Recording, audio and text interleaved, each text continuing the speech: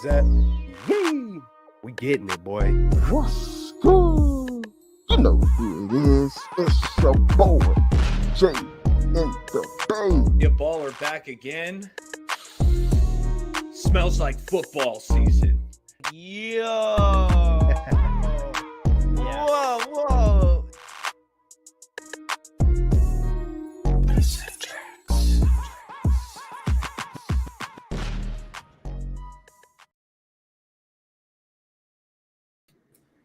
Hey, what's up, YouTube? It is straight out of the Bay. It is Monday victory after the win on Saturday. Man, what's up with everybody, man? I want to say first off, what's up with my man Jay in the Bay? What's up, Eric? Hey, I'll start with you, Jay in the Bay. What's up, man? What's cracking? What's good? Hey, how's everyone doing tonight? Hope all is well on a Monday night, and always excited to talk 49er football with Straight Out of the Bay. And Amin, he should be joining us shortly. How you doing, Bay? Are you a baller? Hey, I'm feeling good. Excited to be here. Love talking ball with you on Mondays. You know, it was a great game. I can't wait to get into the details because it came down to the wire. Straight up. Hey, man. Hey, a very, very good experience for Trey. Brock is back. All of it, man. You know, Sammy D did a little bit of something. But yeah, man, we're gonna hop straight into it, and y'all see it right down. Hey, and if y'all haven't, hey, when y'all come through, smash that like, hit all the channels up. The link is in the description. Hit the notification bell, the subscribe, all that. Raphael 5629ers already. Yee! Already coming through. Says, what's good, Celts Chronicles? Jay in the Bay Area baller, and everybody, man. What's up, my man? How you doing? Hope all is well. All right, man. Hey, we're gonna hop straight up into it, man, and we're gonna just, you know what? First off, we're gonna take a pump. We're gonna pump the brakes and chop it up a little bit about Bosa before we hop up into this game and how concerned y'all are and just all that good stuff. But you know what? I'm gonna start it off just really quick and just say I'm gonna flip the script on it and say I'm taking this as a positive. I would be worried if I didn't think he was going to be a 49er, but I think Bosa will be a 49er. And I'm looking at the positive side on when was the last time we ever seen Nick Bosa peak in the playoffs? I can't remember him really just being destructive, you know, in the playoffs. So I'm kind of looking at this on a different angle that maybe this is going to help him keep gas in the tank and he's just going to take flight in the playoffs. So that's how I feel about it. If I thought there could be a chance he wasn't going to be a Niner, maybe I'd feel some kind of way, but that's how I feel about it. We'll start with you, Bay Area, man. How do you feel, my man, Eric? You know, I'm holding strong. I'm trying to, you know, keep a strong face, but I got to be honest. I'm starting to worry a little bit. You know, it's not quite normal. This isn't typically how Parag and the front office handles their business. You know, you look at George Kittle, Fred Warner, you know, we have a few of these contracts to go off. They're usually done by now. So time is ticking. I will say, you know, Bosa, he's never played in the preseason. We know defensive player of the year, one of the best defensive players in the NFL. But I would like a couple weeks of practice, you know, of just pushing on other grown men, pushing them around because, you know, the soft tissue potential injuries is a concern. So I'm starting to worry a little bit because it's like this isn't normal for this front office. Deals are usually done by now. No, absolutely. First, I got to say, what's good? Thanks for tuning in tonight, Blue True, Don, Randall, Portola 45. We appreciate you guys tuning in. I think John Lynch and the Niners are playing with fire. As Barry Baller mentioned, you don't want to have those soft tissue issues. And John Lynch, the Hall of Famer, said, hey, I want to have Bosa in here 3 weeks. I believe we're at that point as of today. I believe we are 3 weeks from you know, at Pittsburgh. But I think the good news is Bosa's not really talking. His camp isn't talking. This isn't a Debo situation where, you know, they're scrubbing their social media. Bosa's not doing any of that. There's no negative press from the 49ers. But the reason I say they're playing with fire is, hey, Bosa wants to be the highest paid non-quarterback in the NFL. He wants to get potentially more than what Aaron Donald wants to get. I heard some rumblings that Bosa wants to wait until Chris Jones gets paid. I know they play different positions, but that's something I heard, which may or may not be true. But hey, Bosa's earned whatever he can demand, and John Lynch should just write the check, or Jed York should just write the check. And obviously, even if Bosa signed 2-3 weeks ago, I don't think he would play in any preseason games, as Eric said. But he does need to, go up against our offensive linemen. He does need to get those calluses, as Harbaugh used to say, and he needs to harden for the football season. So, am I worried? I would say no, because we know Bosa takes care of his body. We know he's going to come in tip-top shape. I think if we had those concerns, I would be more worried. But I think when he gets in, he gets in. And as long as he's there week one, I think that's, at the end of the day, that's all that matters. I feel it. I also, man, I think that was a good point, I think that was a good point, Eric, on, making sure you're tuned up. You don't want to be in week one and be a full go, and all of a sudden, oh, there's a hamstring, or, oh, Lord forbid, there's a core. He's went through some pretty big injuries, Bosa, and we know he's going to be in shape. We know he's a straight up monster, but you want to make sure things are fully stretched out. You know what I'm saying? That you're in.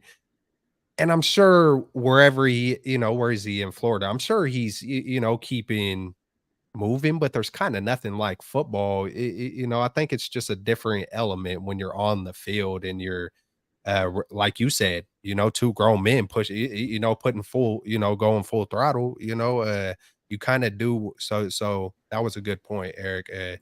Yeah, man. Hey, Bosa's going to be here. I fully believe it. Hopefully it happens soon, man. At least, like what you said, though, too, Jay, at least we're not going through a lot of drama. It was a few weeks back where John Lynch did say, hey, man, we take pride in keeping this thing private. So, he gave us, so he did mention that. So he knows what's up. But we're going to hop into another subject. We got Bryant Culp in the house. Let's hit that like button, everybody. Hey, what up? What up? What's good? Yee. what's good, our man Bryant? Hey, if y'all don't know who he is, y'all know who he is. Go sub that man up. He's doing great things over there. That man is on YouTube 24/7. Every time I go on YouTube, he's on there live. So Bryant's really putting in the work, man. Success is definitely earned to you, man. Keep it up. Hey, consistency is key, man, and that's something that I need to take notes. Nah, but we all got busy. We all got busy lives. You know what I'm saying? We all got kids, and absolutely, but keep grinding, my brother. Hey, man, we got an injury the very first play of the game, Danny Gray. And so to me, that was kind of saying like Danny Gray was going to be like, maybe potentially the kick returner, at least. Who knows what's going to happen at punt returning? But look, he took it to the outside and he got took down hard. It was initially a concern that it could have been a broken collarbone. It wasn't. I'm not sure exactly what the injury is, but there's some kind of a sprain, and he's not going to be ready for week one. So, man, and that led to, y'all can see it on the ticker, it led to what I believe what led to the Anthony Miller signing. I remember him from the Bears, and I liked him. I liked what I seen over there. I haven't checked out his stats, but just my own eye test over the years. I think he's a good vet. I believe, I'm just guessing. Maybe y'all could fill me in, but maybe he's been in in the league like 5 years. So I'm cool with him. I'm cool. I'm good with that. I like that signing. Danny Gray, we haven't really seen him do too much. So, it's kind of not like you're losing a whole lot, like right off the bat. But I mean, that is 2 back-to-back wide receivers. And we'll just start with you, Jay, in the Bay. How you feeling about Danny Gray and Anthony Miller? Just how you feeling about this whole kick returner situation and just all of it? Yeah, it's very, very unfortunate for Danny Gray. I mean, obviously, he's yet to hit the ground running with his career with the 49ers. Shanahan hasn't really used him in the offense. He's been on special teams, which is solid, but when he came out of college, Danny Gray, that is, he's a burner. He's a speedster. So I don't understand how his qualities don't really translate to the NFL, or at least Shanahan has yet to use him in that manner, to get him the ball, to get the ball in his hands and let him go to work. Libby's World, what's good? Thanks for tuning in tonight.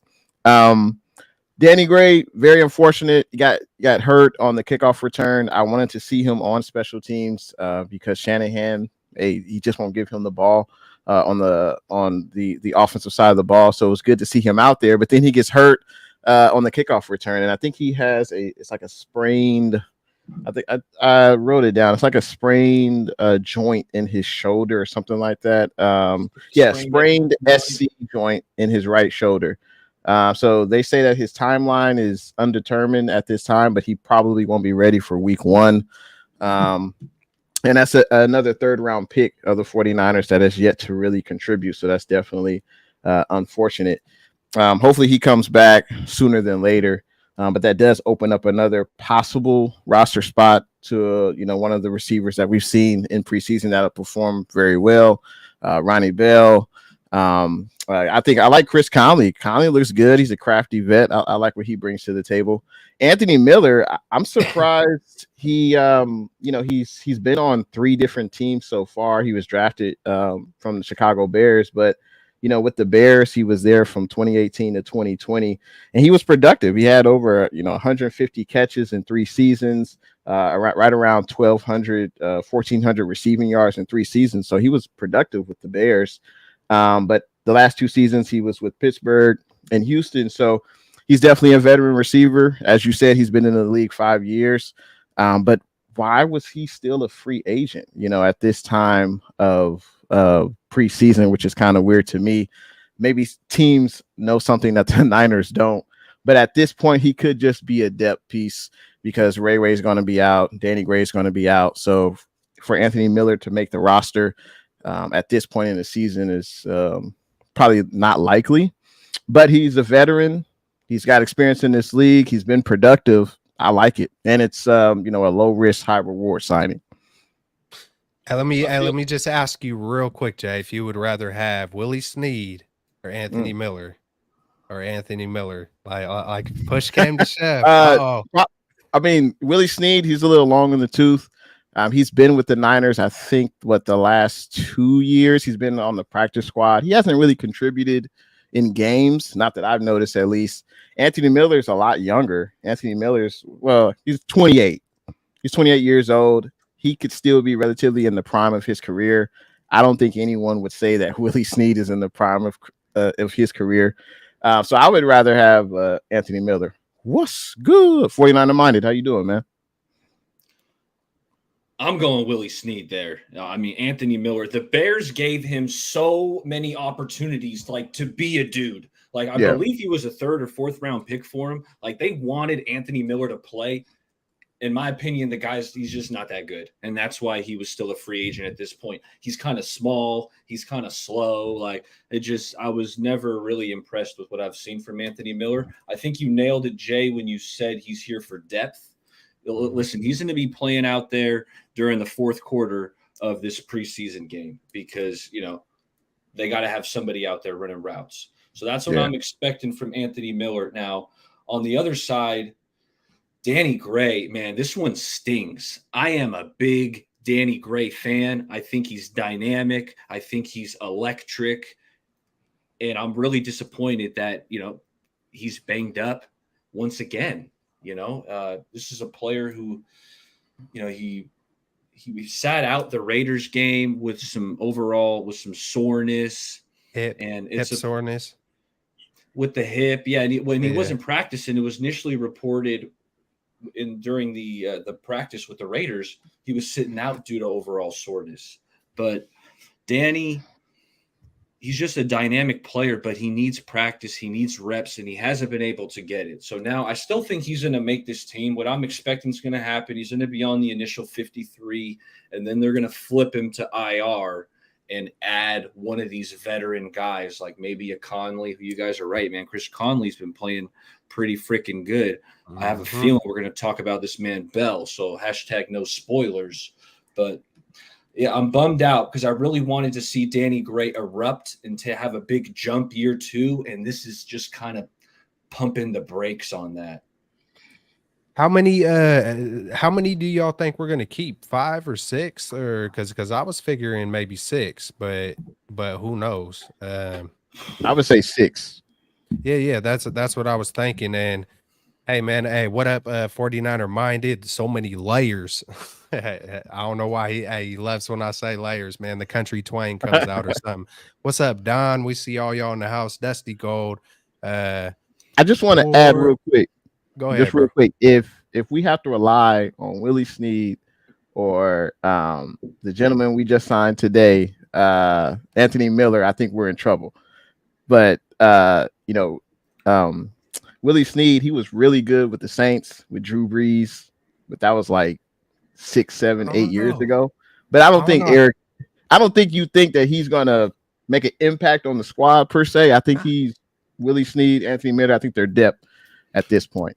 I I want But think Willie he could. Snead on the practice squad. I want Willie on the there, practice squad because if something happens, you get 2 injuries in the same game, Mm, and next week you that's need a guy to suit up, or somebody catches COVID or someone's out. Boom! I feel like Willie can kind of yeah, plug and play. He's that veteran. Yeah, he's that's not my that thing. explosive, but he knows where to be. He's just right. a pro. Exactly.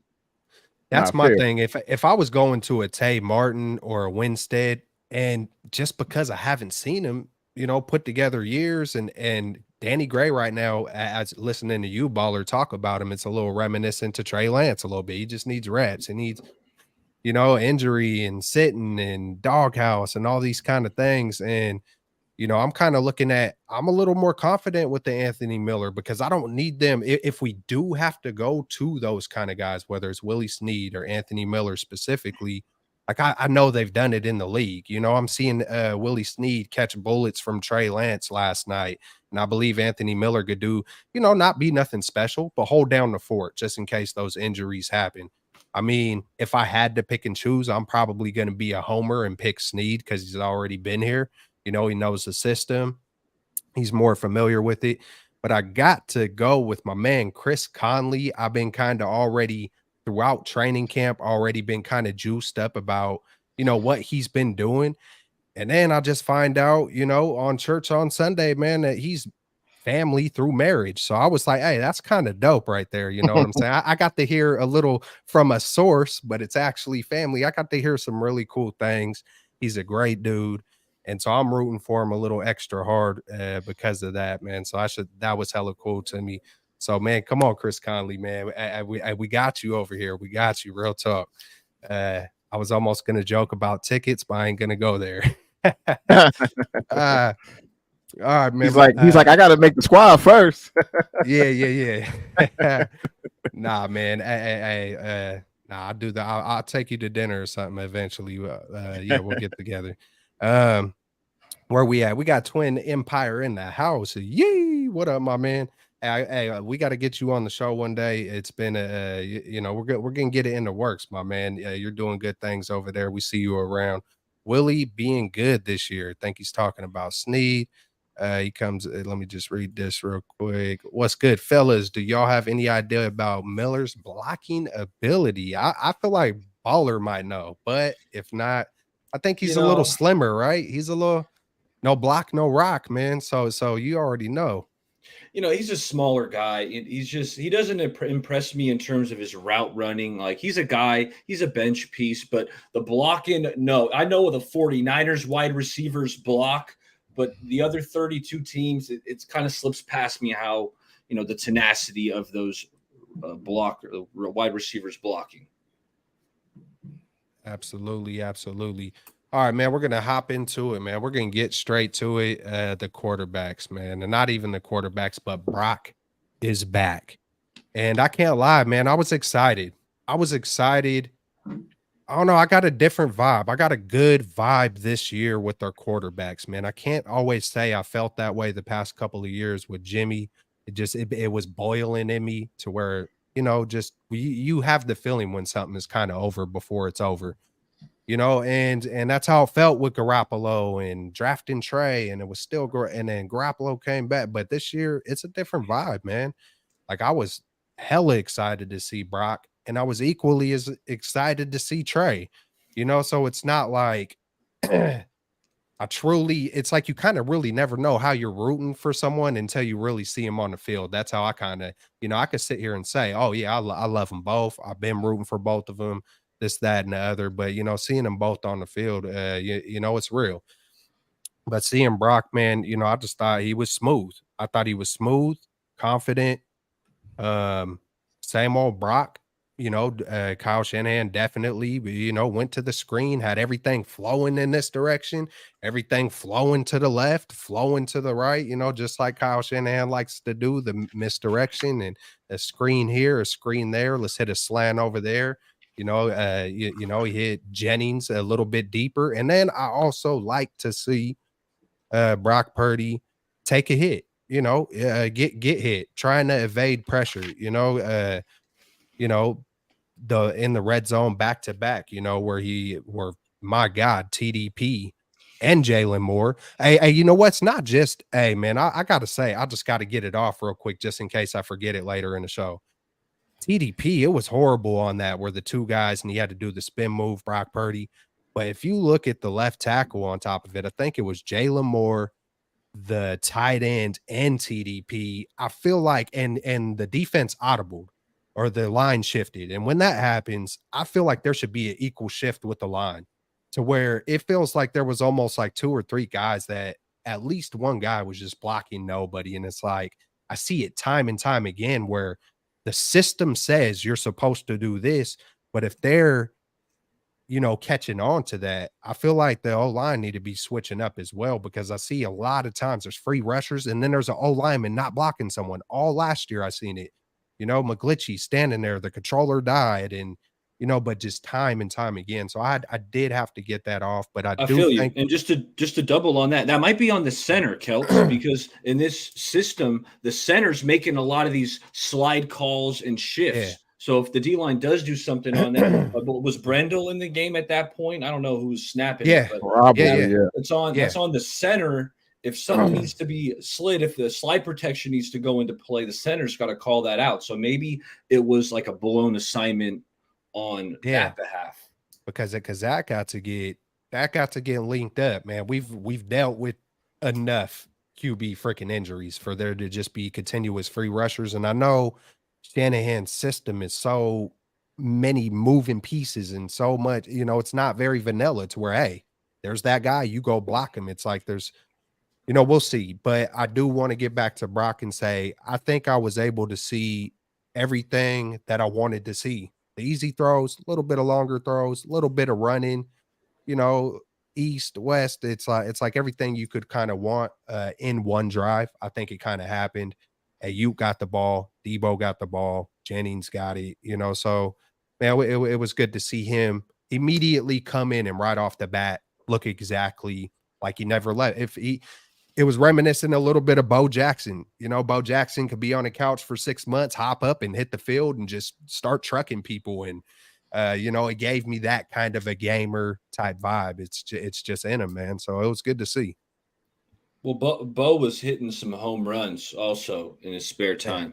But going back to Brock was phenomenal, fellas. I was extremely impressed. First play of the game, Debo's running, I call it a play action slide across the formation.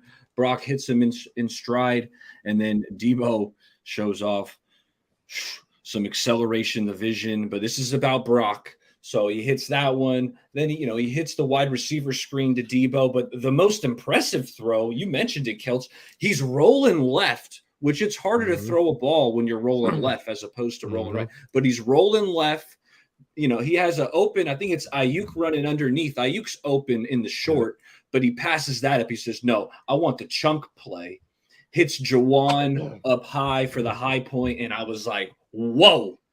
Brock is back. I thought that throw was awesome. Then he hit Ayuk perfectly on that slant. We know that slant, those in-breaking routes are a staple of the Shanahan offense, and Brock just threw it in that perfect window, got the team down to the 2-yard line. Would have loved to punch that thing in, but man, nonetheless, I was really impressed, and I was just sitting. And at one point, fellas, after he hit the throw to Jennings, I started laughing. I just started busting out laughing because the narrative during training camp, at least from the couple people I'm listening to, is that Brock, man, we should be worried. He's throwing all these interceptions, all these pick sixes, and it's like finally it was starting to get to me a little bit. I'm like, damn, man, maybe I do need to worry about Brock. Then he Who comes are these out people? and he's GC. beep, boom, beep, boom, beep, just drives him right down the field, and I'm like, I just started laughing because I was like, oh, there's Brock with his daily freaking pick. Yeah. And that's what I've been hearing, but I didn't see none of that. Brock was dicing up, and I just loved what I saw. Hey, it's good to throw those INTs in practice. You get that out your system, and you try to limit those throws on game day. But Kelch, you brought up a good point about the offensive line, and I think Jalen Moore was in on two of those occasions where there was two guys that came on his side and they ran free. So that was definitely something that stood out to me. But hopefully that's something they clear up through film study. And let's be real, Jalen Moore, he shouldn't be a huge factor if all our offensive linemen are healthy. Knock on wood. He shouldn't be a huge factor going into the regular season as far as snap count. But as far as Brock, hey, Brock was Brock. He looked like the same guy last year. Didn't look like there was any limitations from Brock. He looked good out there. He was very precise with his throws. He knew where he wanted to go with the ball. You could tell before the snap, he was able to read what the defense was doing, and he made good throws. And I like watching Brock and his mobility because it seems like when he gets out the pocket, it just opens up everything. He's able to see his receivers better. He's able to see the defenders because we know Brock's not a tall guy. So it was just good to see him out there, see him be confident. And I think the players reacted to that. Also, I know we're talking about Brock, but, it was good to see Debo. I mean, when was the last time we saw Debo look like that? Debo said he wasn't the same size since his rookie season. So it was good to see Debo, Ayuk, all the guys. I want to see Kittle out there as well, but he probably won't play in the preseason. But I would say great to see Brock, and I'm looking forward to seeing more of him. Not sure if he'll play in the preseason versus the Chargers. I would like to see him out there at least for one series with the starting O. But yeah, it was good to see Brock. And hey, if he stays healthy this whole year, I think we got as good a shot as anyone in the NFC to represent the NFC in the Super Bowl. Brock continues to play well. He continues his rookie year into his sophomore year. It's going to be a lot of W's, that's for sure. A lot of W's. That confidence is real because I know this is basically our second season. I'm trying to think, when did I start? Were we talking before even the season before that, me and Jay? Because that's almost the most confident I heard you say that this early about Super Bowl, and so I love to hear that. But I was going to ask y'all, it's weird how you can really feel the confidence from Brock. Like when he get the rolling out, you're just like, there's a blessing because, that's the blessing of going through the crap with Jimmy. It's like Jimmy would get in that situation. Oh, please, dear God. Like, oh my, you son of a, you're almost getting ready to start cussing. Like, dude, if you do it again, and so, man, it gives a different vibe, man. It's like, he just feels like a vet, it's just, he did it. And I mean, he did it even in his first preseason game. It's like, I know a lot of us like to say none of us knew it, but I'm pretty sure us three were saying, hey, he looked like a gamer. Hey, that man Brock, and by the second game, versus the Vikings, it's like, hey, don't come at me crazy, chat. Did a live play-by-play, but he looks like a young Russ Wilson. I know I over exaggerate, but I seen flashes of the mobility and whatnot. So it was just a great thing to see. We got Twin in the house. We're about to throw a mean on. I just got to see Brock against some teams that we aren't favored to win against. That's going to be hard to do. That's going to be hard to do. I mean, that's also a good point, though. Like, just given the fact, hey, the competition, hey, man, that Dolphins defense was humming last year, though, and yeah, hey, we're gonna see, man. Exposed. Hey, but if you look at the schedule. Like the only teams that we're probably not favored against, you think maybe Philly, maybe Baltimore, maybe Cincinnati. Like honestly, those are probably like the only three we may not be favored in. But that's what I would say. What's good, Amin? How you doing? Yeah, what up, Amin? How you doing, What's bro? up, yo? I'm so sorry for being late. That's my fault. My fault. I completely forgot today was Monday, and then like I saw the notification on YouTube. I'm like, oh my goodness, we're going live tonight. Hey, you ain't sorry, All bro. good. All good. Hey, you ain't sorry. I think you're pretty cool, bro. I think you're pretty cool. I Appreciate mean, I don't it. know you if you just got that bless Amin got to us. make his entrance. Nah, Just how you bless doing, us though, bro? with your presence whenever you can. I mean, that's all we're And the looking hair, for. bro. Man, you got that, man. You're making me feel like, man, I need to put some Rogaine and fix this hairline, man. What seeing all that, man? We Yeah. not scared of Dak. We not scared of Dak Prescott. Nah. We ain't scared of Dak. Nah. All right, man. So, hey, how you feeling about Brock? I mean, how did it make you feel watching that drive, man? And we talked a little bit about Danny Gray. We talked a little bit about Bosa. If you want to kind of just touch on all those kind of things, man, hey, the floor is yours. Have at it. Brock Purdy looked like Brock Purdy. I mean, like efficient, got the ball out on time, made quick decisions. It was Brock Purdy basically. Like there was nothing that really stood out. It was one drive, right? So you can't really take much away from one drive, but from that one drive, Brock Purdy looked like Brock Purdy. He was efficient and basically did what he was supposed to do. So, I mean, nothing really from that Brock Purdy drive. I mean, it was pretty much what we've seen from Brock Purdy and why, Kyle Shanahan speaks very highly of Brock Purdy. And looking back at Brock Purdy last year, why everybody was hyping him up so much and why we were so successful with Brock Purdy because, we were talking about this last year also, but Brock Purdy, I mean, he just makes really good decisions. He knows pre-snap where to go with the ball, and like he makes it like even like pre-snap, he just knows where to go. And when he does make a decision, it's very fast. Like he processes things really, really quickly. And that's what makes Brock Purdy so great is that he processes things really quickly, but he also doesn't have that many turnovers while doing that. He's efficient. He gets the ball out quickly. He's accurate for the most part. And he knows where to go with the football, and that's what, that's why Kyle Shanahan loves him so much. That's why he's so successful when he's under center with this offense. And he basically went out and did that again. Now, my biggest question is, with these three quarterbacks in general, regardless of Brock Purdy, is that obviously Trey Lance, I loved what he did.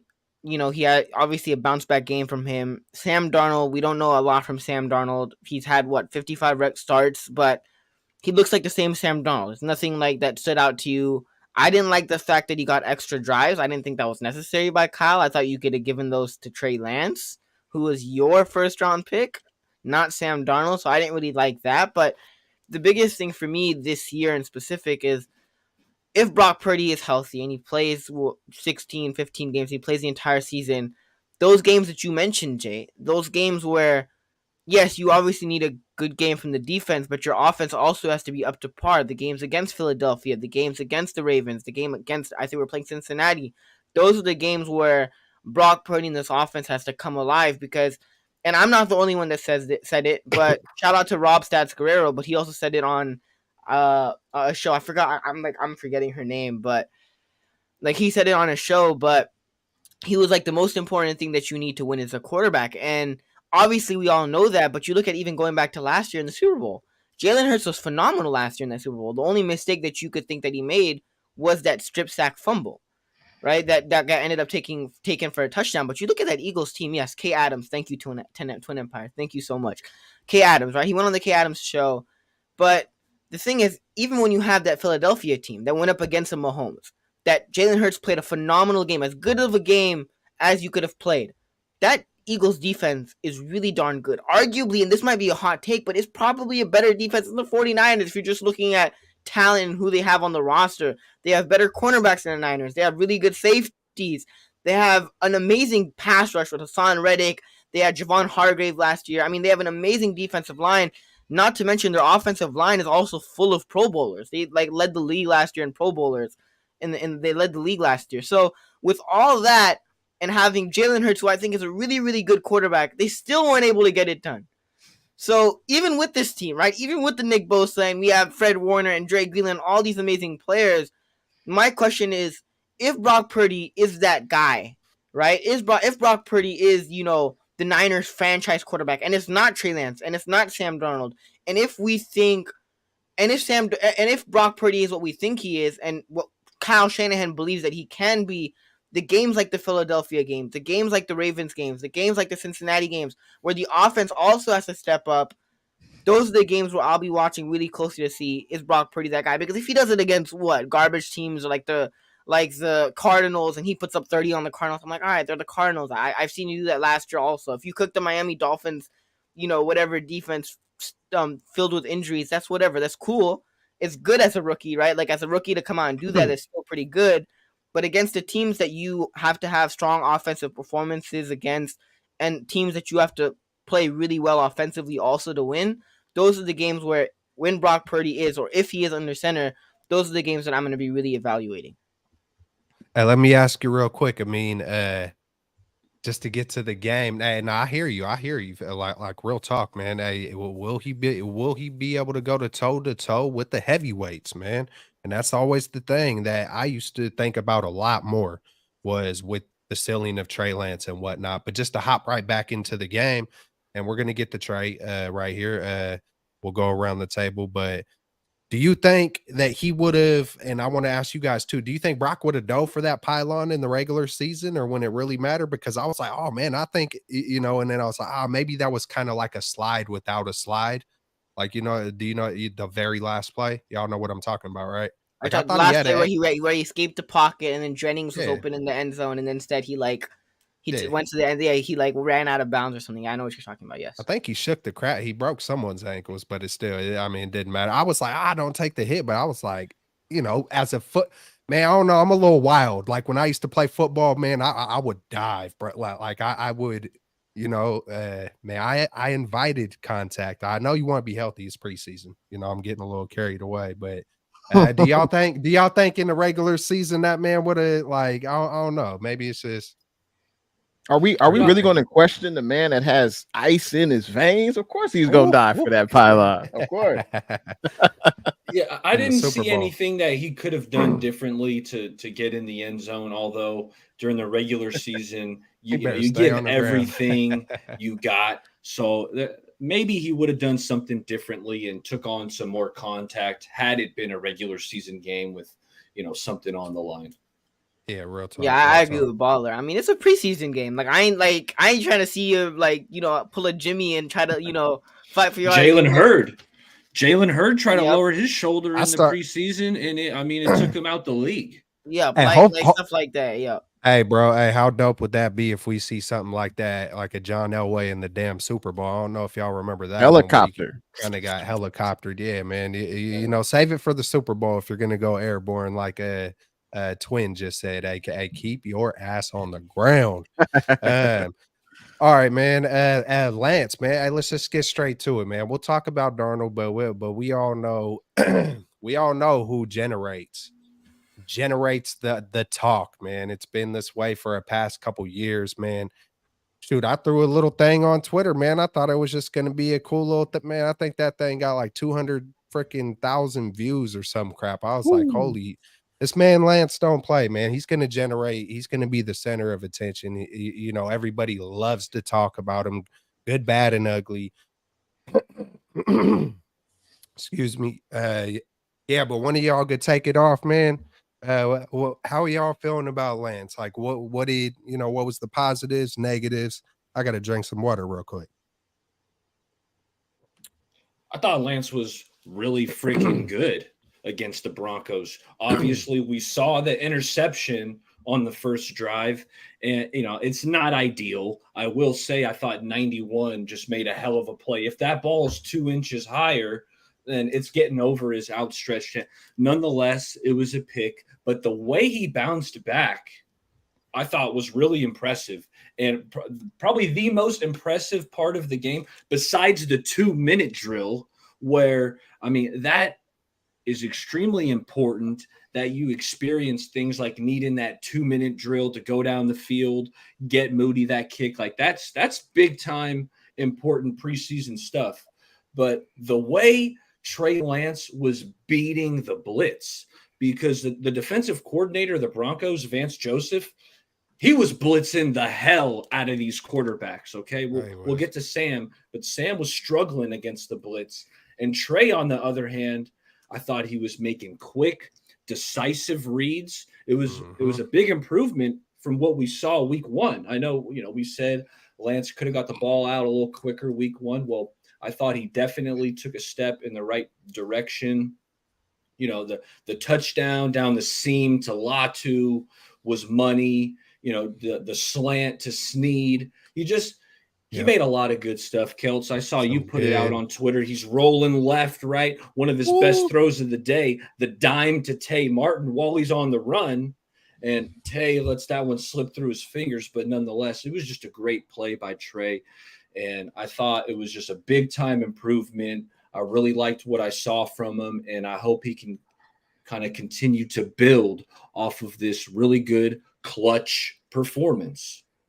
I had to put that spiral in slow motion for all the freaking spiral. That was nice. We have heard, bro. It's like I wanted to make sure everybody's seen that spiral in slow damn motion. Oh, it's preseason. Oh, it's what. It's like, man, and then people were still trying to, come into the mentions, whatever it's called. Oh, it was a little bit behind him. It was too low. It's like still, bro. I think it's the first time in my life I called someone a Ken. We say, okay, Ken, just calm it down, Kenneth. But yeah, man, I thought Lance did freaking great, man. I think I counted it versus the Raiders. The first 7 or 8 throws, like you love to see him go through his progressions, right? But at some point in time, we keep on hearing it. We all hear it. We all have our eyes. We see it when we're watching it live. Let it rip, man. Come on, let it go. Like, hey, I understand the injury, the rust, the nerves. You can see he needs reps. But to me, watching, so from the Raiders to this game, man, he was letting it rip, man. And then he was just being more decisive when he was running too. He wasn't doing the slow running. He was getting up out of there. And I mean, I think the first pass to Tay Martin, he got up out of there and it was almost like a little jump pass. You know what I'm saying? And then of course the rolling to the left, it was like the highlight practice video a year or two back where that went super viral, where he did almost the exact same thing. There was actually a play, the 2-point conversion, y'all. I don't know if y'all remember the 2-point conversion play. It wasn't a great throw, but you can really see Trey Lance's athleticism on that play.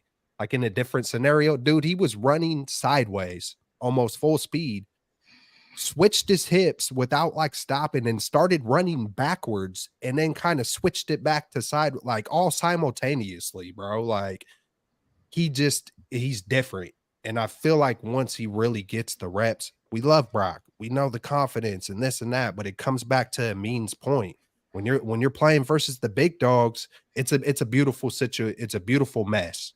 That's the way I just describe having Brock and Trey. They're both 23. They're both young. They're both friends. It's hard not to love either one of them. But Trey just does something. He's got some special talents, man. That there's stuff, the size, I can start naming off every throw, but I'm gonna let y'all like take the floor and take your turns. We'll go with you, Jay, in the Bay, man. How you feeling about Lance? And man, for him to get that experience, one more thing, like, man, you could tell he don't got experience in kneeing, kneeling the ball down, man. I kind of chuckled at that and laughed to see that, like, just to get that feeling and see how everybody rallied behind him, especially at Uke coming on the field and for Latu, because that to me shows they hear the noise. That's what that tells me. I know it's ignore the noise, protect the team above their door going into the locker room, but when you see a Uke get that juiced up, they hear the stuff about Latu dropping these balls. They hear all the shit that comes down Trey Lance's way continuously for 2 years. So it was good to see, man. I loved it. Hey, I gotta say, what's good? We got Double L in the building, and we also have former 49er royalty in the building, Trent Balky. Thanks for coming through tonight, Trent. Hey, you guys have illustrated great points. I can't really add too much to what Trey did on the field. You guys said it great, but Shanahan said post game he wanted to see Trey be decisive, aggressive, and let it rip. And I think that's exactly what we saw from Trey. We saw why he was drafted 3rd overall. Will we be able to see it in a 49ers uniform as a full-time starter? Most likely not. But It was definitely good to see Trey out there. He looked much better compared to the first game versus the Raiders. He looked more comfortable in the pocket. And as Eric mentioned, they were blitzing the hell out of Trey Lance. And it almost seemed like he was okay with it. He was able to he was forced to make quick decisions or else get hit. So I like what Twin said. I'm going to pull up his comment about Trey Lance having jitters. So Twin says Trey has that basketball player rhythm. Once the first quarter butterflies settle in, he sees a bucket go in. I think he gets busy afterwards. I think that's what we've kind of seen from Trey. He starts off a little slow, a little skittish, but the more snaps he has, the better he gets. And I think, hey, that's a beautiful thing to see. And I agree with Amin. I don't understand why Darnold is getting so many series at quarterback. Those should be given to Trey, but that's just my opinion. Are you disagreeing with Kyle Shanahan? I'm actually disagreeing with Kyle. Yeah, man. I know that I don't do that very often, but I mean, Sam. We know who Sam is. I mean, he'll make some throws. He's decent, but hey, I think give Trey more opportunities. I don't see how that can only benefit the Niners. Seniority or something. Man, he's been in the playbook, man. He's logged the most hours. Hey, take it off of me, man. How you feeling about Trey area? I mean, speaking on Trey's confidence, like going back to last week, there was times where Trey looked indecisive. There was times where he held the ball too long. But like Steve Young, I think, came out and said it. But like it was also one of those things where Trey Lance didn't want to make a mistake, and the confidence wasn't there, right? And you saw pre-Jimmy Garoppolo. I'm gonna bring up Jimmy Garoppolo because he's like the best example in this scenario. But you saw pre-injury Jimmy Garoppolo, the way that he played the game was way different than after post ACL Jimmy Garoppolo. Even that 2018 season, you see Jimmy trying to run for first downs and trying to fight for extra yards, and he looks like a player with confidence. Whereas after that, obviously after 2018 we made it to the Super Bowl, but like Jimmy wasn't the same. He would take sacks. He would stay in the pocket too long. He would kind of freeze. Like it was a different player, right? Where Lance didn't really look confident last week, but looking at this week, obviously he had the interception. Wasn't great. It wasn't, but it wasn't also one of those things where, Trey, what are you doing? It was like the ball could have been a little bit higher, but the defender made a hell of a play. Props to the defender for, getting in there. It wasn't a bad play by Trey, but like I think this is the basketball term. It wasn't a bad play by Trey, but it was just better defense by the defender that he just came down with that play. So it wasn't, bad on the offensive player. It was just a better play by the defense and the defensive lineman. But I mean, Trey, that's what kind of sucks about this whole thing is that looking at what Trey Lance did, he had some really nice throws. I mean, obviously the last two drives, it wasn't all perfect, but from going to 4 for 8 with an interception to going almost 8 for 9 with a touchdown to finish off the game on fire, hitting people. Some of this, like the ball to Willie Snead was just beautiful. Like that's Josh Allen, Patrick Mahomes, like those things. Watching Trey Lance, you're like, you get wowed by it. And like, I don't like to bash quarterbacks, and I love Brock Purdy, but watching Brock Purdy, you just don't get that, right? And I'm just gonna be a little bit, and this might be. Oh no, that throw rolling left to Jawan Jennings. Really, I mean, I really like that throw. Rolling left, he passed up the check down. I mean, I like that throw also. Brock makes me say wow too. That's why I had to sneak in and say it. Okay. Like, Jimmy made me say like, wow, what the F are you doing? But Brock makes me say wow, and Trey similarly also does that. Brock makes me say wow, but nothing about Brock stands out to me also. I think the thing that Brock that stands out is that level of confidence. Just like it's like okay, you just confidence though. Yeah. But what you're saying, I mean, hey, I feel the same.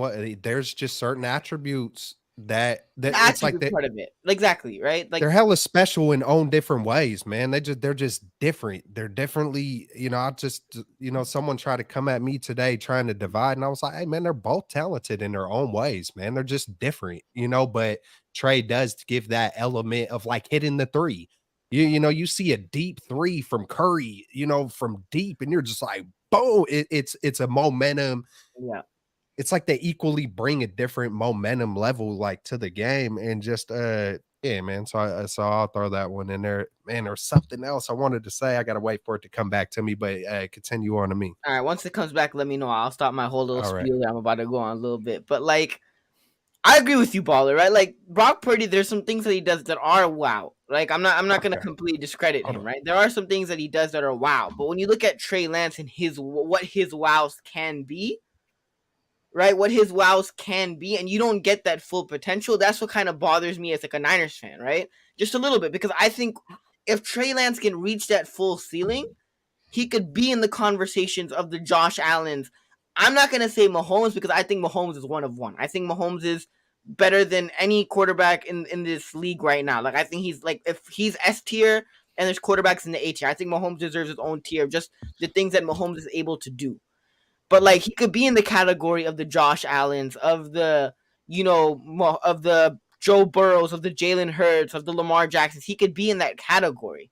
And I'm not saying Brock Purdy can't, but with Trey Lance, his wows and his potential is like up here, whereas like Brock Purdy, you kind of know what Brock Purdy already is, and he doesn't make mistakes, and he does what he's supposed to. But just going back to this game, like what Lance did in those last two drives, I think he doesn't get enough credit for it, because what does the media, like, I haven't been involved with the media this week, but I haven't been hearing nothing. Like I haven't been hearing Colin Cowherd saying, "Oh, I was wrong Oh, about he Trey Lance," did. or did he? I don't know. Nah, he came talking some crap today. Like I This don't. man, hey, it's funny you bring up Colin Cowherd because he was like, "Hey, I didn't watch the game, but God, Like, what did he say? He said it's kind of clear that it's Sam is number 2 and Trey just he said I don't want to he said something It's along the lines like ridiculous. he just isn't it. And then before he goes on this crapping on Trey and boosting up Sam, he was like, I didn't watch it, but and so I no, had to like how you throw Well, gonna then comment on something you didn't ESPN. see? bruh, You guys saw ESPN. the ESPN What clip the where the I saw the anchors ESPN clip. It's bashing stupid. on These he's dudes are bashing gonna be out Trey, of the freaking they're and gonna be the it's bus, clear that they're not even watching the bro. film. And they're Fellas, this is why we talk about the East Coast bias. It's like they're asleep while we are playing football. They are, and it goes whether it's basketball, it applies to all of these. The East Coast, they're asleep. They're not privy to what's really going down on the West Coast. So they create these click narratives. yeah. It's Hey so man, you made me think of something to mean. Oh, these dudes, man. Hey, they're gonna be the bus that's man, they got their name there, so they might stick around for a while. But I feel like that's gonna the more you keep hearing about this ESPN being lazy, they're either gonna find a way to get it to get together, or they ain't gonna be, people are gonna keep Hey man, watching less they're and already less and laying less. dudes off. They're already laying dudes off. That's Though. what I I'm mean, saying. But they're you on the notice the decline right pattern. now. You notice the pattern. You notice the With Trey. pattern of when Trey Yeah. Lance does really like, and he Yep. didn't even do horrible last week. But you notice the pattern of like when people after the game are like, Trey Lance did, he was okay today. Everybody talks about it. Everybody, like Colin Cowherd didn't say last week, "Oh, I didn't watch the game." He probably went on last week and was like, "Did you guys watch the 49ers and Raiders game last week?" Well, if you did, you saw Trey Lance look like a bust. But if Trey Lance goes off and has a 5 touchdown game, you ain't gonna hear the media talking about Trey Lance. You're gonna hear the media talking about Colin Cowherd or ESPN saying, Trey Lance missed that throw to Deebo Samuel down the right sideline this week.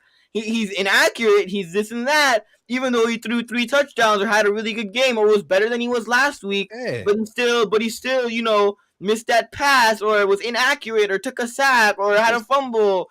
Like, Who was it? Man, Negativity sells, fellas. Negativity sells. I'm I gonna think that's start keeping the only it. I reason they're gotta doing that. start keeping it real, man, and not say these people, So Coward and who I don't know the guy's name on ESPN, but what Twin is alluding to, I believe his name is Sean McCoy. something. One of Grant's boys, Sanchez or something like that, a writer or whatever. He come out with the early article talking about basically the same thing. I don't want to paraphrase, man. But basically saying Trey ain't it too. Trey ain't it. Darnold's number 2. It's like what's yeah, but like you said, Jay, man, it's click, click, boom. The click, let me go against the grain, man. This will get people stirred up. You know what I'm saying? So, but you made me think of something to me. As you were talking, I was sitting there like, man, Trey did look smooth, and Twin said it, and it looked smooth when it was going fast. It looked smooth when it wasn't micromanaged. It looked smooth when it was like 2-minute drill. Let's get up and let's play football. Let's not be perfect. We don't need to shift over here and a shift over here and a shift over there and a shift on top of a shift. And you better, it just felt smooth because it wasn't micromanaged. It's like a closer in baseball, like Brock Purdy does fit the Kyle Shanahan system. Perfect. You know what I'm saying? He does. But Trey, it's reminiscent to Steve Kerr. Steve Kerr started to learn. Freaking, I got to back up off Curry, man. He stopped and he said it publicly. Like, one of the best things that I learned with Curry was that I had to loosen the reins. I had to back off. I had to be like, he's grabbing his head. What are you doing taking that shot? I mean, yes. And he started smiling. It was that moment, bro. He had that moment like, all right, man, I know I've won championships with Michael. I know I've been with Greg Papa and the Spurs. Sometimes you hold on too tight. Sometimes being vulnerable and letting go is like powerful. And I don't think, we'll see. To each their own. Everybody has their own leadership. I'm not trying to like be judgmental to the man on how he goes about his business, but I seen it. I seen when Trey loosened up what it looked like when it was go time and you're having fun. You're playing football. And yeah, man, you made me think of that. I mean, so props to you. That's what's irritating about still that people that call Trey Lance a bust is that, like, I don't see the media criticizing Justin Fields as much as they criticize Trey Lance. Like, I really don't. Like, they'll talk about, Justin Fields had a good game last week, but like the thing is, if we're hypothetically breaking this scenario down, even if the Niners took Justin Fields, right? Because I was scrolling through YouTube the other day and like my YouTube shorts, and I got a YouTube short that said the Niners made the worst decision. They had 3 quarterbacks there, and the Niners picked the worst one. Trey Lance is a bust. The Niners, like, Trey Lance is the worst quarterback that you could have picked there. And like thinking about it, I'm like, hypothetically speaking, Mac Jones, like, yes, you could have drafted Mac Jones, but it just wouldn't have made sense because he was there at 12. You didn't have to trade 3 first-round picks. But Justin Fields has the same tendencies as Trey Lance. He's just a faster, quicker, more elusive Trey Lance, but he also misses short. You watch, like, I think Baller will probably watch this on Monday night last year of the Bears. And Justin Fields, there's clips of Justin Fields having tight ends wide open and he'll, like, sail it over their head, right? If Niners fans get upset with Trey Lance doing that, they would have gone upset with Justin Fields doing that. Justin Fields, if he was probably on the Niners, and this might be a hot take, but he probably wouldn't have even seen the field. He would have probably been in the same scenario where Trey Lance is right now, where people would be like, oh, Justin Fields is a bust, Justin Fields is this or that, because they have the same tendencies. So, like, my problem with people that call Trey Lance a bust is that he's not a bust, nor is Justin Fields. My problem is the Niners drafted a Lamborghini. The Lamborghini is really fast. It could drive really fast. It goes, specific horsepower. It has specific horsepower. It's a really powerful car. But the Niners just don't know how to drive the Lamborghini. But instead, the people are saying the Lamborghini is broken. This Lamborghini sucks. The Niners messed up it by buying the Lamborghini. The Lamborghini is this crappy car. No, the Lamborghini. It just needs to get broke in. You gotta break the tires in, man. It is a crappy car. You can't take the Lamborghini and go 35, man. Yeah. Or you got to take the 50. You got to take the 50, the Mustang. You got to go swing donuts. You got to get the tires loose, But hey, I love it. I mean, hey, as everybody touched on Trey Lance, hey, and this is what it is, man. It just and it's not nothing on Trey. Like, what has Trey done? You know what I'm saying? It's kind of like, what, did he go beat some people up? He seems like a humble kid. You know what I'm saying? It's like, it just feels like the 49ers are so passionate. We've been so desperate for that quarterback since freaking Steve Young. We had glimpses with Jeff Garcia, Kaepernick, Alex Smith passing. And then I think it's a lot of just built up. It's 30 years of waiting for a Super Bowl. It's 30 years. We haven't seen a Pro Bowl quarterback since 2002, Jeff Garcia. We could go down the line. We could talk about just all the stuff that surrounds the San Francisco 49ers, and people are kind of just hitting the head like it's go time. It's time, man. So I think that there's just so many freaking elements and layers to it surrounding Lance, where he was drafted, what school you went to. I mean, it's not just one thing. There's 50 things. Oh my God, he pushed their precious Jimmy out the door. You know, it's just a lot. It is freaking a lot, and it's all coming to a head. And it's a hey, everybody touched on Lance though, right? Yeah. All right, y'all want to talk? Hey, we could do a quick thing. We're hitting up on an hour. I don't know how you guys are on time, but we got quite a bit of topics, and we'll see how many we get to them. If y'all want to touch on Sam, I'll start it off short, simple, and sweet. I think he did all right. You know, man, it's hard to almost remember with Brock and Trey. Oh yeah, they kind of went a little quick on that last drive. It almost felt like they wanted to be real purposeful and forceful to get that touchdown for him. You know, Jack Coletto, you know, he made a couple of good throws. I mean, hey, nothing, you know, too horrible, nothing really spectacular. Just, you know, Sam did his thing. Darnold, he looked like how a vet is supposed to look. You know, he looked composed. He made throws. He had a few plays that got negated by penalties.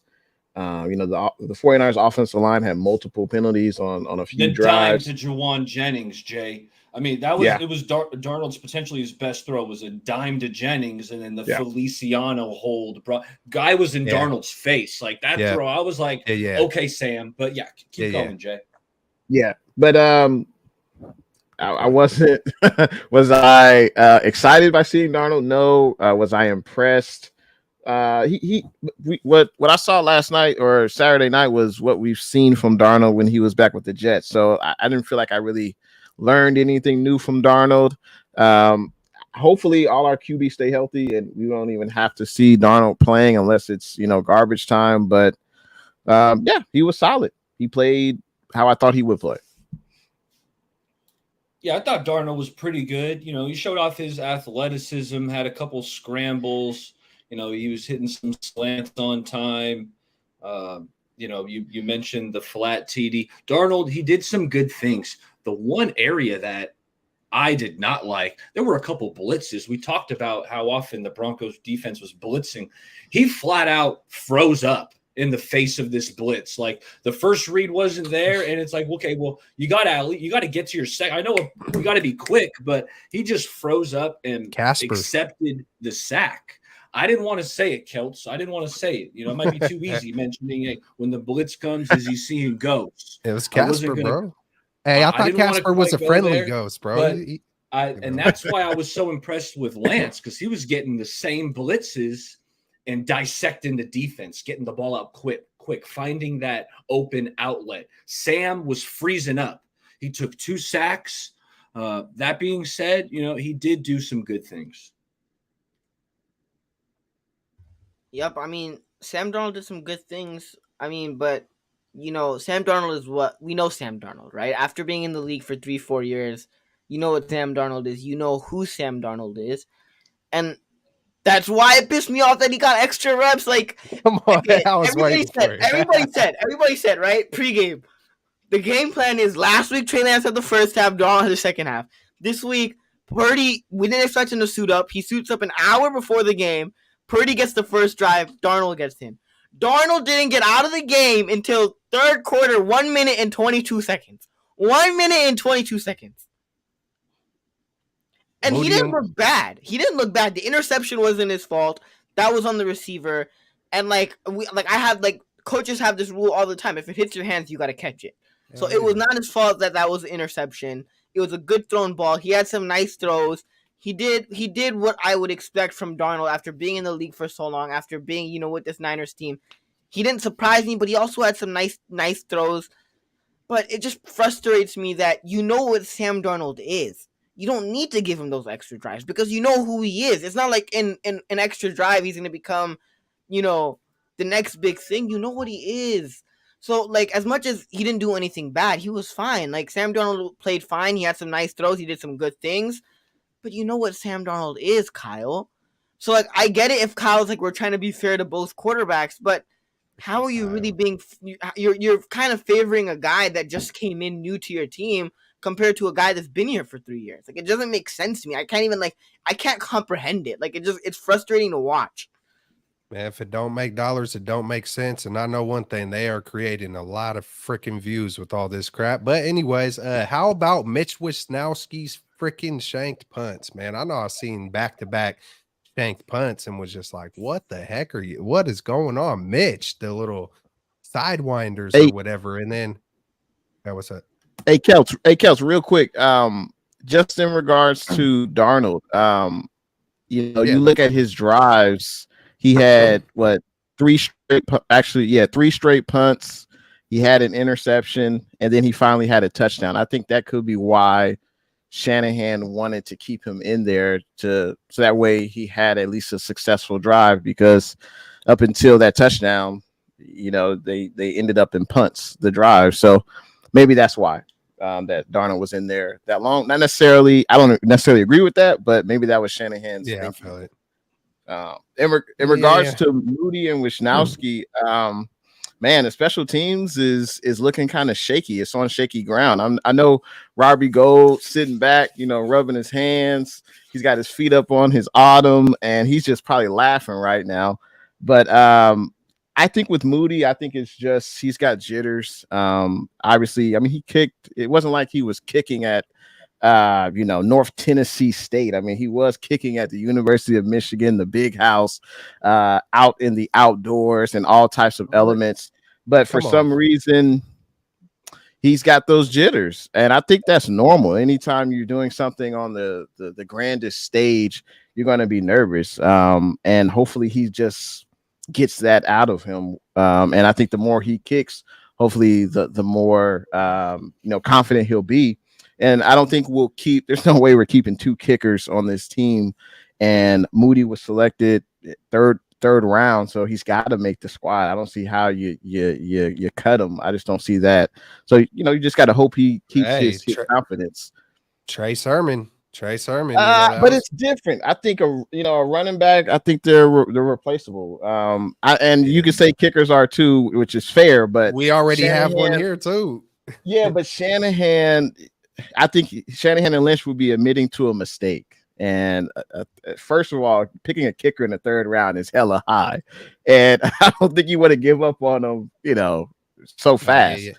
I hear about the nerves and all that. Can I ask y'all a question? Serious question, though.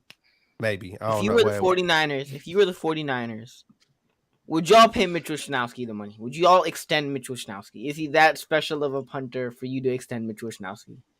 Man, when it comes to I don't know, man. No, sometimes it's like it's a game of inches. It's a game of inches. But how valuable is Mitch Wisnowski? It's just he had some kicking good field punts. goals is different. Field goals, you got different. man. I agree. I want my field goal kicker to be money, because I mean that could be the difference of home field advantage. You get a little shaky in one of these games, and you're the reason. And we've seen our seasons come down to whether it's wild card or whether it's home field advantage or playoffs. Like you want to make sure your guy is money, and gold was always freaking money. And so that's a little concerning to me. Even the game winner, I'd really look real hard, like and.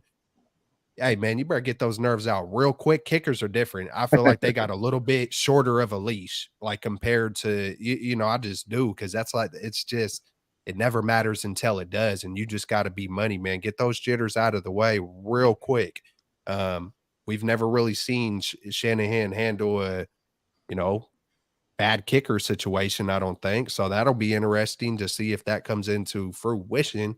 And then, yeah, man. So did everybody touch on the Moody experiment with? Hey, I just got to say, about Mitch Wisnowski. Last year, I don't know if you guys know this, but Mitch Wisnowski, he's got 32 punts in the opponent's 20-yard line, and that ranks. Can you guys guess it? Top 5 in the NFL. There's no doubt. Top 5. No doubt. You got to bring. Yeah, it's definitely top 5. He's number 5. Ozzy. So I think it makes sense to bring him back. He had a great season. I don't know what the money was, but I would, if they didn't bring him back, I'm still going to be a 49er fan. And then since they brought him back, it's all good. But there's no doubt he had 2 shanks against Denver, and it's preseason. You got to remember that too. It's preseason. It's not the real game, and you just got to hope he doesn't do that during the regular season. Mitch, Hey. yeah, he's good at pinning teams. No, I haven't touched on this one yet. Mitch, he's good at pinning teams inside the 20. It's where you're trying to get put off a 50-yard punt. We want a 55-yard punt. Mitch, it's just not quite in his bag. Like, he doesn't have that boomer of a leg where he's going to drive a 65-yard punt. The punt returner is going to be backpedaling while he catches it. It's just not in his bag. And I think I want to say he played college at a high altitude. Utah. I think that Utah. It was at Utah, right? And that kind of boosted his punt average. I feel like he doesn't have this big leg. He is good at pinning teams inside the 20. That is a positive as a punter, but he doesn't have that boomer. And then talking about Mooney, man, I am concerned. You're right, Kelts. He is squeaking in these extra points, and that even the game-winning field goal. It's like I was doing a lean to see if it looked like it was going to make it. So there's, there's some concerns, but I believe Jay is right. They're not cutting this man. Drafting a kicker in the 3rd round, you can't cut him because the Raiders kicker Daniel Carlson. I want to say he was drafted by the Vikings, and the Vikings gave up on him early, and he's turned himself into one of the best kickers, probably after Justin Tucker. Daniel Carlson's the next best kicker in my opinion. He's up there. So if you give up on this guy early and then he does hit somewhere else, now you really look like a buffoon. And I think just in regards to Moody, I just want to add that fans, we want to see guys perform well. And the first time we really see them on TV is on the biggest stage. And guys make mistakes. Like Moody's not a finished product. Obviously, he's got a leg he can kick, but there's to the game than that. And we have to give guys room to improve. And that's something that sometimes, he missed a kick, cut his ass. Like that. That's just not how the NFL works. Especially when you draft a guy in the 3rd round. And one last thing on Mitch, I got to get me a Mitch jersey. But he's also, last year he was top 5 in least return yards. So when he's putting the ball, they're not able to get great field position as far as a return aspect. I think he only allowed. While you got all the punting stats up, where's he at in terms of like the distance of Jay, when you become an expert, what's his? I know, like 50, if you're averaging like high 40s or 50, like that's a good punt average. But okay, if he's hitting a bunch of 35-yard punts, then maybe that's why the other guy isn't returning it. That's fair. I would have to do a little bit more research. You asked me on the spot, but my bad. Yeah, you gotta add it to the Twitter bio. Mitch Wishnowsky stand. Mitch Wishnowsky. Special teams is important, man. Special teams is real key. Bro, we need some punter No stats, Mitch Wishnowsky slander will be tolerated. Not on the Straight Out of the Base show. No, none here.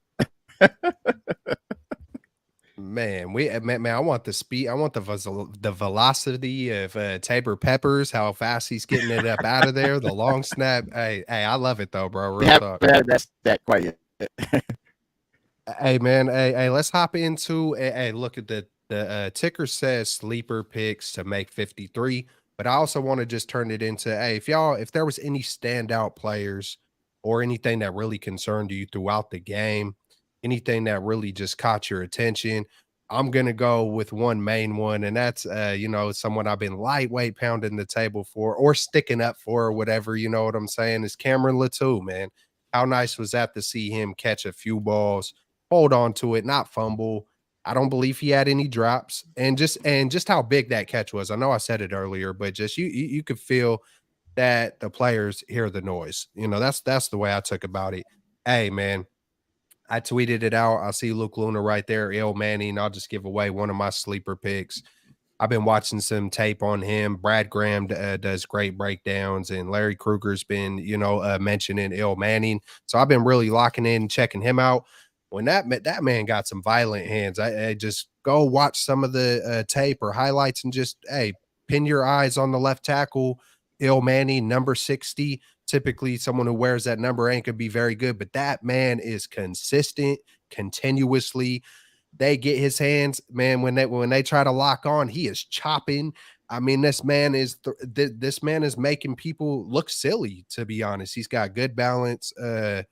that's one of the bright spots in our second and third unit that I've seen so far. Is I don't want to mess his name up. Uh, I don't think it's Ilm Manning, but he's out of Hawaii, and he just seems like a baller, man. Especially those violent hands, man. You see guys getting knocked down or just completely off balance. I'm like, that's what I'm talking about. He's headbutting dudes. I think that was the Raider game where he did a headbutt and then followed up with the chop. And I'm just like, let's go, man. It's it made me think of baller. You smells like freaking football season. Like that's what I'm talking about. But Manning, man, if he was a running back, I tweeted it out. If he was a running back, he'd be getting hyped like Jordan Mason right now. It's just the position, but we're always worried about, our offensive line, but who do we got? You know what I'm saying? Yeah, I'm checking out some of this stuff. But yeah, hey, who's your guys' sleeper picks? Was there anyone that really stood out to you in the game? We've seen D winners flying around as well, but we'll start with Jay in the Bay, man. Whew, man, I could go in a lot of different directions. There's definitely some corners that have stood out. Definitely a cornerback who, he definitely was behind the 8 ball at the beginning of training camp. I could go that direction, but I'm really intrigued by these linebackers that we have. Obviously, we've got the studs. You already know their names, but after that, I mean, there's Oren Burks, there's DFF, and then the young guys, Jalen Graham, McCrary Ball, D Winners. They're probably, obviously, you can't keep all 3 guys, but I just like watching those guys fly around, hit people, and then show their athleticism. And I think Graham was like one of our last 2 picks in the draft. So he's been wearing the green dot. I mean, that means he's calling plays. He's talking directly with Wilkes, the defensive coordinator. He's telling everybody where to line up. So that's exciting to see. Usually you don't see rookies wear the green dot. So yeah, hey, one of those linebackers who would I think would make the squad. I mean, you figure the 4, Fred, Dre, DFF, he's a special teamer. That's what he does.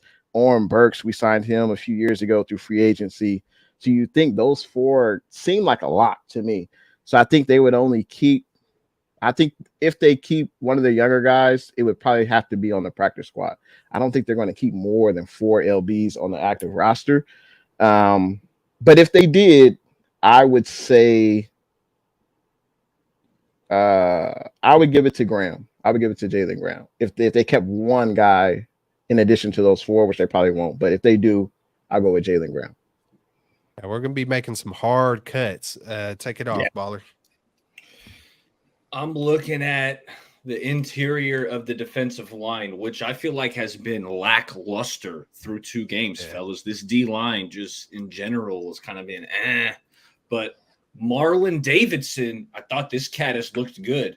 He had a sack against the Broncos on a nice move, but also he was the only one to sniff out a screen pass. All the D-line, they're rushing up field trying to they slip the screen pass, and I see big Marlon Davidson read it early, ran across the field and made the tackle for a short gain, and I was like, okay, Marlon, that's how you make yourself notice to potentially make this roster because, I've always been a Kevin Givens guy, and I got to say, just last year, he was kind of thrusted into this big-time role due to injuries, right? Armstead was banged up. Kinlaw was banged up.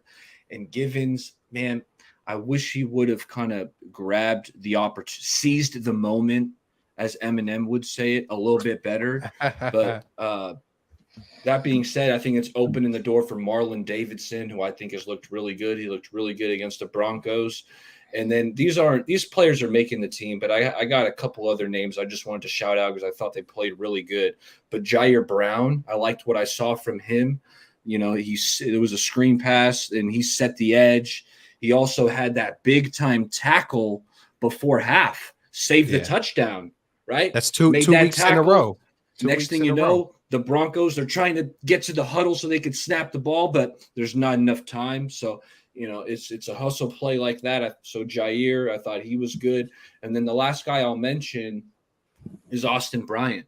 I thought, he didn't record a sack, but I thought he had some good pass rushes. I thought he was bending the edge. He was applying some pressure. And in passing situations, because we've been talking, it's like, who's going to be opposite Bosa? Who's going to be getting after the quarterback? And I like what I'm seeing from Austin Bryant. I like it. So, yeah, man. Hey, I feel the same way about the middle. Yeah, take it off. Or the middle, the defensive tackles. Take it off. I mean, y'all kind of touched on my picks. Y'all kind of everybody, kind of got one from me. But I mean, guys that I think are still fighting for a roster spot. One guy who a lot of Niners fans were high on last year is Jason Poe. I mean, he's not looking too great this year. And one guy that did play well, I thought, last on Sunday was Samuel Womack. I think he's fighting with Oliver to get that job. He had a drop pick that was a pass breakup, but he almost had an interception. Like, he's making plays, he's doing his thing. He might even beat out Isaiah Oliver, who right now I don't know what he's doing. Like, I do not know. He just looks slow.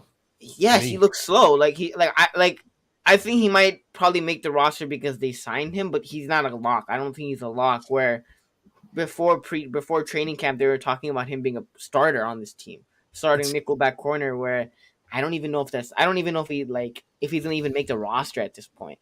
It's getting a little interesting with Wilkes picks with the Hartsfeld and Oliver, or we assume that those are Wilkes picks, but then you see the homegrown guys that we've brought, and Knight, man, hey, real talk, Knight and Taylor Hawkins have impressed me. There's nothing. Hey, I see them flying all over the place. I know they might be on a maybe thinner side. I'm trying to, but hey, I know that they have both stepped up. Zakale has been a letdown, a major letdown for me. Zakale,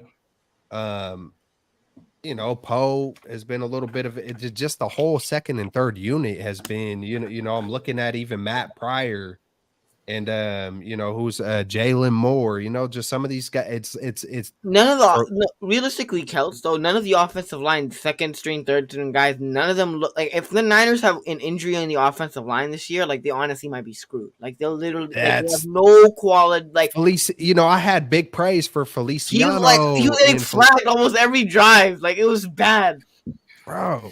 But the one bright spot I will say, like I said it, man, that Il Manny dude, he has seemed the most consistent and violent.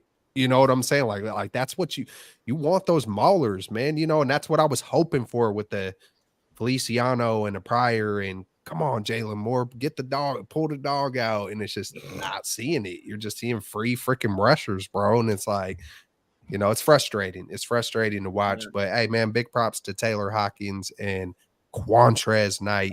That's one of my little sleepers. And one last guy, and you guys probably mentioned him, but Ronnie Bell, like, he's a lock. I would say at this point he's a lock. He's the real deal. Like Ronnie Bell. Dude, how the hell did we skip over him today? I wasn't really picking. Who's on the kick return? I don't remember, but who was on the kick return? It was Danny Gray, Ronnie Bell. When he fumbled, when the guy, like, there was a fumble and then the Broncos recovered. Was it Deshaun Jameson? I think that was Jameson. Was that a punt? I think that was a punt. Jameson fumbled that. Jameson, I thought he looked really good after, week one in terms of the special teams. But, man, one thing we know about Shanahan is that ball security on special teams is the most important thing. And that's why we never really saw Dante Pettis. Well, I mean, I know he fumbled late in his tenure with the Niners on a punt return. But apparently Dante, he wasn't secure with the ball in practice in the return game. So it's like he didn't even get the opportunity in games. So Jameson, man, I thought maybe he had a chance of making it as like kind of a return specialist, backup DB. But that fumble, I think that kind of hurts his chances and boosts Ronnie Bell, who we know. Ronnie Bell's been playing, and I mean, I'm glad you brought him up. He's been playing really good ball. He makes 5 or 6 really good plays. He's what I was calling him 7-11 because the guy's always open. Are you really Yeah. are you really doing Chris Hogan like that? Chris Hogan's the original 7-Eleven. Oh Lord. I mean, like Chris Hogan, put some respect on his name. that white boy wide receiver from the Patriots, 7-Eleven. Somebody gave him that nickname. No, he needs to be stripped of that. Chris Hogan is the lacrosse player going to act like I don't know about Chris Ringing Hogan, bells. former Love it. lacrosse player. Come on, I mean, where we at, dog? Come on. You just worry about doing your homework about this fantasy football draft because I'm about to we really go there. We really go there. specifically you, Amin. I'm coming for you because these other two haven't played fantasy football, so I can't talk too much trash and tell them how much I'm gonna beat up. Bring But it. you, Amin, Bring it. you're a veteran, and Bring it. after you. I'm about to come through like a rookie, straight Ronnie Bellin, folks, ringing bells, stiff arming, man, freaking running through That's what we're screens. playing for right here, fellas. It's right running through here. screens. Sir. Hey, man, that man Ronnie Bell was giving me skinny Debo vibes. It was like, man, everything that Dante Pettis wasn't and that we all hope for, Ronnie Bell is that dude. He's that Michigan, freaking straight up from Michigan. You know, just some guys just have that dog in them. You can't wear it on a t-shirt. You got to be in you, not on you. And Ronnie Bell is that, bro. You just, when you 49ers talk about football players, and sometimes I think they say that with certain players and you don't really see it, and Ronnie Bell is that football player he's got the dog in him, man. You know, and you're going to continue to see it. Just stay healthy, young fella. We need you. He just already looks like a pro, a vet. I know he's, had a little hiccups, but he's definitely made up for it with the positives to the fullest, in my opinion. And, I'm on the Ronnie Bell hype train, real talk. Hey, Ronnie Bell, he just real quick, Ronnie Bell, he reminds me of Anquan Bolden, like the way he plays, the way he breaks tackles. Love to watch him play. And there's no way the Niners can stash him on the practice squad. Kyle and John, I don't think you should try that with Ronnie Bell. I think he's had, too good of the last two games to be able to try to put him on the practice squad. You're not going to be able to stash him. 7 catches, 114 yards. Yeah, I think he, like Amin said, he's got to be a lock. I want to hear you guys. What do you think about the cornerbacks? And the eye test with Ronnie Bell too, with the stats. But and you have no reliable returner at this point. Returner, right? Like Ronnie Bell's the only guy that has shown you that he has the ball security. He's reliable. So that's a good point too. Hey man, we might have struck. Hopefully we struck gold with him and Manning. But does Anthony Miller have any return history? That's kind of a good thing. Maybe I wonder if that's why they specifically signed him. I don't know if you guys know just off the fly, off the top of your head, but that's something, we could haven't been watching too much Chicago Bears football. Yeah. No. I'll check it out later. I don't think he's really ticking that box. I think this is probably the most airtime Anthony Miller has gotten on any kind of platform, probably in the last couple years. So Anthony Miller, man, hey, straight out of the Bay. What up, my man Low? Good stuff for coming through, my brother. Hey man, good stuff to all y'all coming through. Is there any other topics y'all want to touch on? I think we're about to hit the door. Been on here for a good minute, hour and a half. Y'all got last words or last thoughts? Hey, Anthony Miller hasn't done a punt return or kick return since 2020. So well shit, that ain't it. So it's probably not going to happen. But I have to at least bring up Ambry Thomas. I mean, I know he was on the outs. He fell out of favor, especially with D'Amico Ryans last year. I think he's made the most out of his opportunity under new coordinator Wilkes. And he was playing outside corner yesterday, or I keep saying yesterday, Saturday. And I thought he was impressive. Now, he did get beat on that out and up. But fortunately, Jair Brown was able to make that game, that touchdown saving tackle. But I thought he looks confident, at least. Ambry Thomas, he's hip to hip with the receiver on a lot of the throws his way. And that's good to see because we couldn't really say that before. And I think that cornerback spot outside of what Mooney, Lenore, I mean, obviously you got Womack, Ambry Thomas. So it'll be interesting to see how many cornerbacks we keep and then who's going to, make that final cut, because I know Ambry was definitely on the outs coming into, preseason and training camp. So hopefully he continues to improve and play with confidence. Yeah, man, and that's back-to-back weeks for Ambry, so that's definitely a good thing to see, man. Behind we got Lenore, and then behind him is Womack, and then Yep. it is a little sketchy, man. If a couple, Yeah. just praying, fingers crossed for injuries. Looters on a pup, and it's who knows what Hartsville, Miles is gonna. I'm hoping The but you depth never is really, lacking. yeah, but that's where you're hoping. That Quantrez, at least maybe, yeah. Well, we'll see. We'll see how it pans out, but it is a concern for Hey, sure. Yeah. quick question for Baller, real quick. Baller. What's up? So I mean, like, I'm pretty sure Zach- inside, like, it probably felt like you won the Super Bowl when you saw. Did you see the Zach Wilson clip? You saw Zach the Zach Wilson. Wilson. You haven't seen the I Zach knew Wilson it. clip. I knew it, bro. You I knew probably Zach wasn't. You were probably feeling it when you saw that Zach Wilson clip.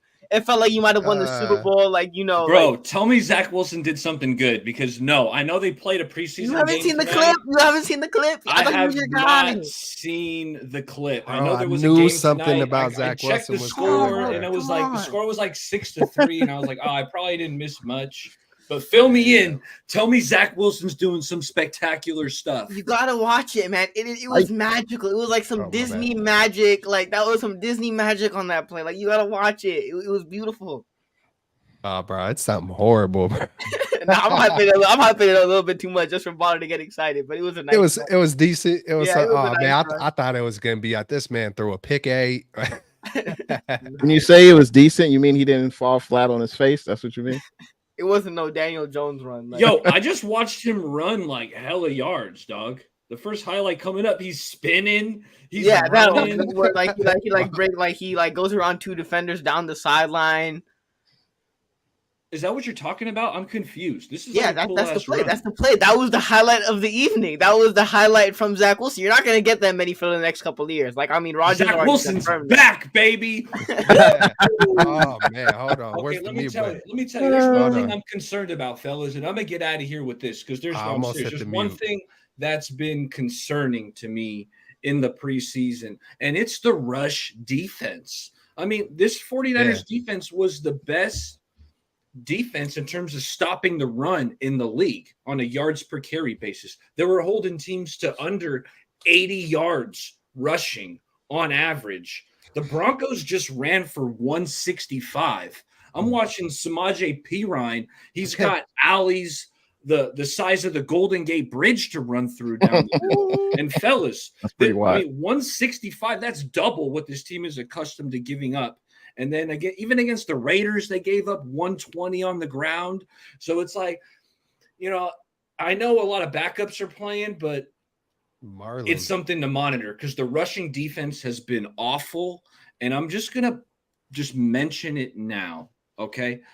But Javon Hargrave, spectacular pass rusher, but like I know, rushing defense can kind of get left kind of wayside sometimes. It's because the pass rush is really what catches the eye.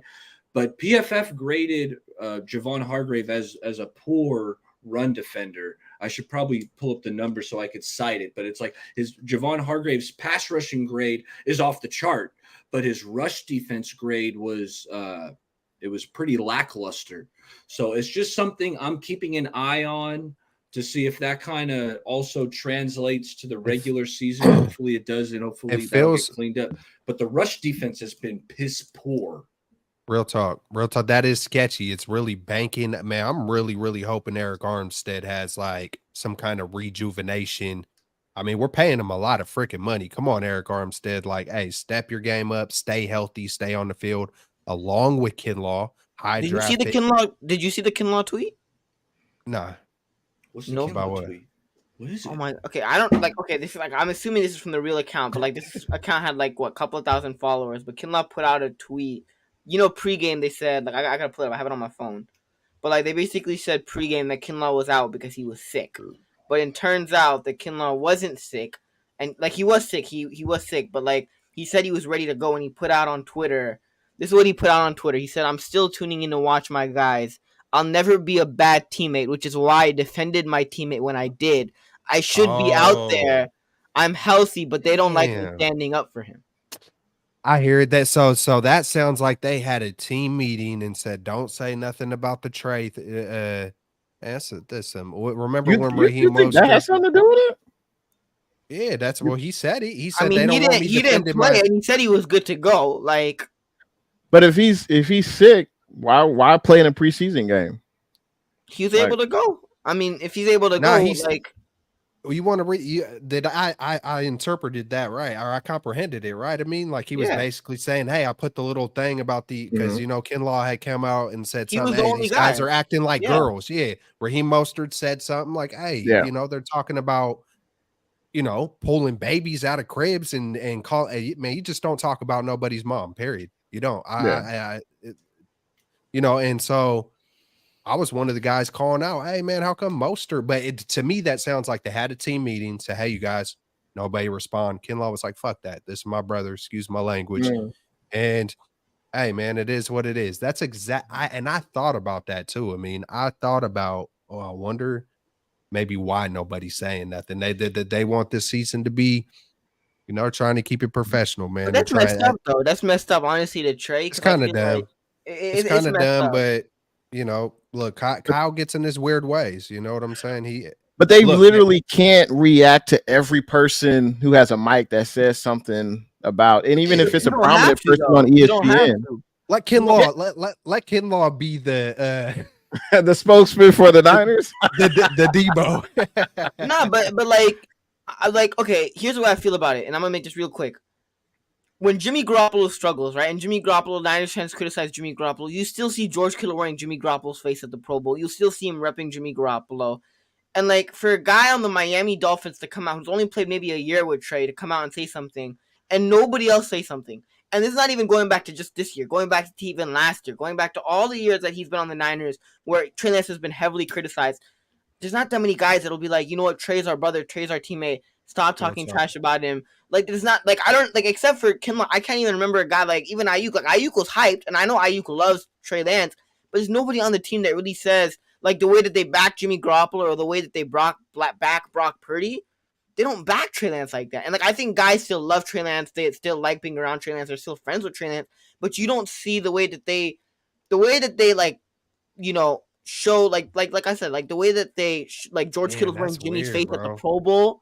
I don't like Like, it. it's like I don't get it, right? Like I don't get like why you don't have that same support So for they Trey tell Lance. him not to say something. He says something, and then he ain't playing. Like that's And just I'm all. sorry though, like if this is true, right? If this is hypothetically true, I don't think Kyle's saying that about. He didn't say that with Jimmy Garoppolo. He didn't say, "Yo, George, stop wearing his face to the Pro Bowls. Don't defend your teammate." I don't even think he's gonna say that about Brock. Let's say hypothetically Brock has a bad game or isn't 8-0 or 5-0 or like he's or he's struggling here and there. Like I don't think and his teammates decide to defend him. I don't think Kyle's gonna be like, "Yo, don't go out and defend Brock Purdy. Don't defend your teammate." Like nah. No, I think the reason they defended Jimmy G is because of what Jimmy G did on the field. And I think they just have, I'm just being real, they just have more of a bond with Jimmy G than Trey Lance. I think anyone can see that. And yeah, you should always stick up for your teammates. But if the team says don't say anything, like why How come all of a give sudden credence though? to what someone else says? Like, yeah, what dude said was disrespectful. Yeah, you shouldn't talk about somebody's mom, whatever. But the Niners, they're I feel focused it. on what's happening in the locker room. They why you can't be worried about what other people are saying. And Shanahan said that. Shanahan said, "Hey, this comes with the territory. You're a top 3 pick. We've traded these picks up to get you. It hasn't worked out so far, so people are going to talk. Like that's reality. This is the professional leagues. That's what people do. Did that guy go too far? Yeah, but everyone else that said things, you can't. You have to block that out. You can't worry about what other people say. You just have to keep stacking them days, as we've heard in preseason. And I just think you can't really. I mean, the Niners are not going to put out a statement every time someone says something negative about one of their players. That's just but if it does, do we really expect them to do that? Like, but if it does cross the line, because they got 3 things above their door, man. Ignore the noise, right? Ignore the noise. That's what they did. Be humble, but then it also says protect the team. And when you do cross certain lines, that's just the way he's choosing to go about it this year. I would like that. It's just there are weird vibes surrounding the whole. I can understand all sides of it, man. I truly can. You know, so that's what makes it difficult. You know what I'm saying? It's like it is what it is. That is weird though. That like, you know, hey, Kinlaw showed, hey, you know, I'm not going to listen to whatever talk was happened, not going to listen to whatever rule, and you know, he got put in the timeout chair, man. He got put in the corner. He said, okay, you're going to go in the mini doghouse, but hey, that's almost. Hey, I'm almost happy about it. That makes me believe it's not a knee. It's not a flare up. So hey, when it comes to on the field, I feel good about that. You know, all this noise is probably never going to go away. So like what you're saying, Jay, you're going to have to block this shit out. And who the hell is Lombardi? Matt Lombardi, all these. Jesus Christ, these dudes it's all just for don't clicks. It's stop, all bro. for clicks. Yeah, I got to And get off there too. I'm sure Trey's teammates have his back. I'm sure they, yeah. you know, speak positively to him in the locker room. But you know, Trey's a grown man. Does he need Javon Kinlaw to speak up for him? No. I mean, come on, man. I do want to see the dog come. I have been kind of thinking about that. Like Trey is stupid, humble, but hey, man, I want to see a little bit of fire sometimes. Slam a helmet, like you know, just I mean, you don't want to show frustration. Oh no, look at his body language. The microscope is so hard nowadays. I think it's a little too fixated, but yeah, but you know, that's what we do. We're fanatics. So it's all understanding at the beginning, middle, and end of the day, whether you're looking at big picture, small picture, all of it. It's freaking wild. It's Super Bowl time. It's Super Bowl time. Lastly, What's though, that? real quick. I know we gotta get out of here, but it was really it made me really happy watching the press conference in the locker room, seeing Trey Lance smile after the game. Like they asked him a question, like, "Do you think you should have gone for the touchdown?" But like even with all of the stuff that they're talking about him last week, like every new media news outlet and the stuff that he's gone through with the 49ers, like to still put a smile on your face and to smile after the game, and you know, hell yeah, after doing that, like I was really happy for Trey Lance. Same here, man. And you know, mainly Trey, but Latu too, man. That was kind of cool with that whole scenario. And even though you kind of screwed up the what would it that would have tied it? I don't know. But hey, we got the W. We won by one. Man, is this the most hyped up preseason there's been? Man, it's just wild. It's already got good vibes to the year, man. You know, we're already getting in. Looking forward to the Chargers. Looking forward to it. I can't wait for Pittsburgh, but it's 1 week at a time, 1 day at a time. Hey, anybody have any last thoughts before we wrap this thing up? Hey, just huge shout out to everyone coming out tonight, supporting Straight Out of the Bay crew. Whether you're watching Kelps Chronicles, Amin the Dream, Jay in the Bay Area Baller, we appreciate it for you hitting that like, subscribing, and then hey, leaving your comments in the chat. We love it. So we'll definitely be back next Monday going over that Charger game. Hey, fellas, had a blast. Look forward to talking to y'all next week. And hey, let's get it. Let's get it. Let's go. Yes. Hey, anything, my man Amin? Bang, bang, Niner gang. Bang, bang, Niner gang. You heard it. You heard it right there. Bang, bang, Niner gang. Let's get it. Let's go. Hey, we need that with a little more like enthusiasm, a little more pop. I mean, bang, bang, Niner gang.